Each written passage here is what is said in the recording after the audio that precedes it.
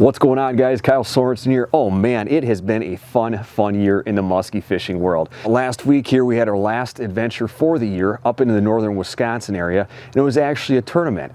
You know, long story short, we lucked out, absolutely lucked out. Took home first place here out of 495 anglers. It was absolutely phenomenal. It was so much fun. But what wasn't fun was the nasty conditions we faced. And yet again here, I was so happy that I had the big water boxes to store all my musky baits. I mean, I have two of these things. They hold 40 baits, you know, up to a foot long, so that's some good storage area and space right there. But they don't have any fabric infused into them. They're molded, you know, they're robust.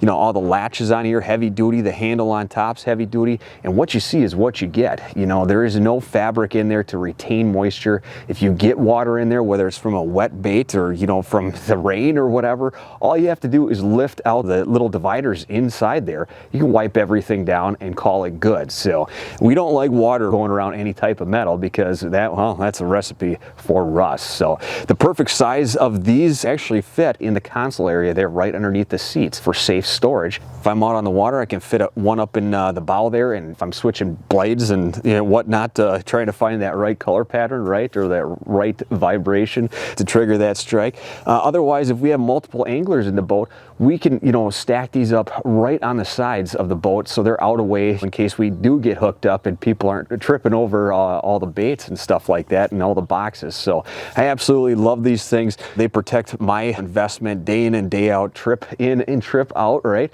But now that we're coming down to the off season, I have all my baits, strung around the boat here, and I'm actually not going to store them in here throughout the winter months here, the off season months, because Plano released the Edge series. Now the Edge series, it's a 3-step protection, and maybe you've heard of it before, but it's a 3-step protection for all the lures and baits and tackle that we put into it, because there's a little dry lock seal on the outside of the lid there. It locks out moisture, or sometimes moisture's in there, and because of that they introduced what's called a water wick divider or a water wick insert. So that sucks in the moisture, it retains it inside the unit itself, so it's not on our lures, our tackle, anything that we're putting in these boxes.